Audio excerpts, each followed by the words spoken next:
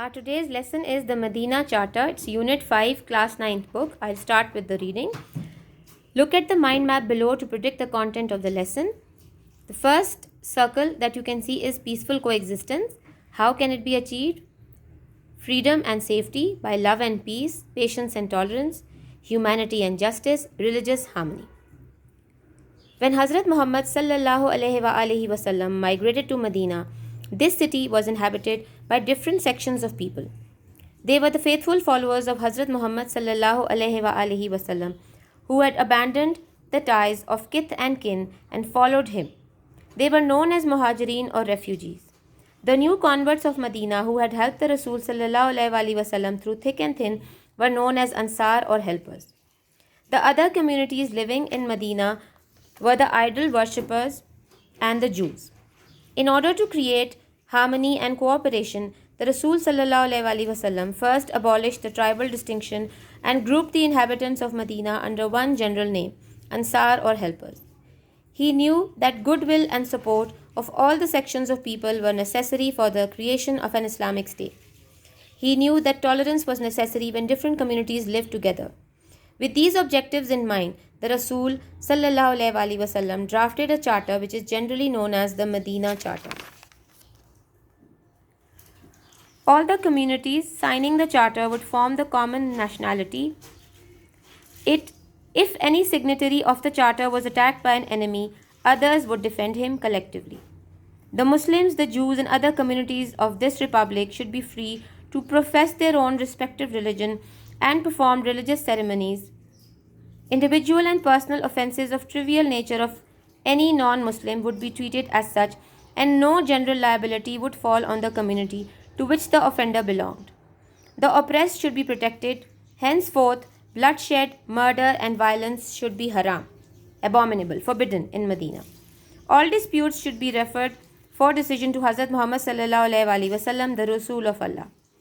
The importance of the charter lies in the fact that it announces the great principles of civic equality, freedom of worship, and religious and racial tolerance. This principle can also be seen in the perspective of the creation of Pakistan. Our founder, Quaid-e-Azam, clearly told his people in 1947, at the time of creation of Pakistan, "You may belong to any religion, caste, or creed. We are all equal citizens of one state." In 1948, the General Assembly of the United Nations unanimously adopted the Universal Declaration of Human Rights.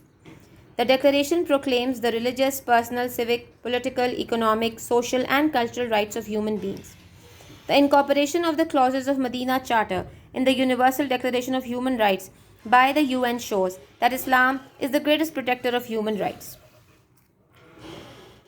The Universal Declaration of Human Rights. The Charter was approved on 10 December 1948 and made public. There are 30 points in all. A few are being mentioned here. We are all free and equal. We are all born free. We all have our own thoughts and ideas. We should all be treated in the same way. Don't discriminate. These rights belong to everybody, whatever our differences are. We all have the right to live and to live in freedom and safety. Nobody has any right to hurt us or to torture us. We are all protected by the law. The law is the same for everybody. It must treat us all fairly. We all have the right to take part in the government of our country. We all have a right to lead a good life. Mothers and children, people who are old, unemployed, or disabled, and all other people have the right to be cared for. Education is a right. Primary education should be free. We have a duty to other people and we should protect their rights and freedoms. Next is our words and meanings. First word given over here is abolish, to officially end a law, system, or an institution. Abandon, to leave somebody, especially somebody you are responsible for, with no intention of returning. Charter, a written statement describing the rights that a particular group of people should have.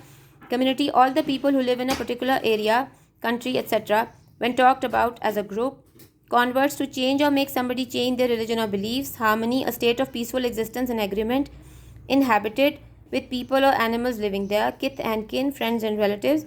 Liability, the state of being legally responsible for something. Migrated, to move from one part of the world to another. Thick and thin, even when there are problems or difficulties.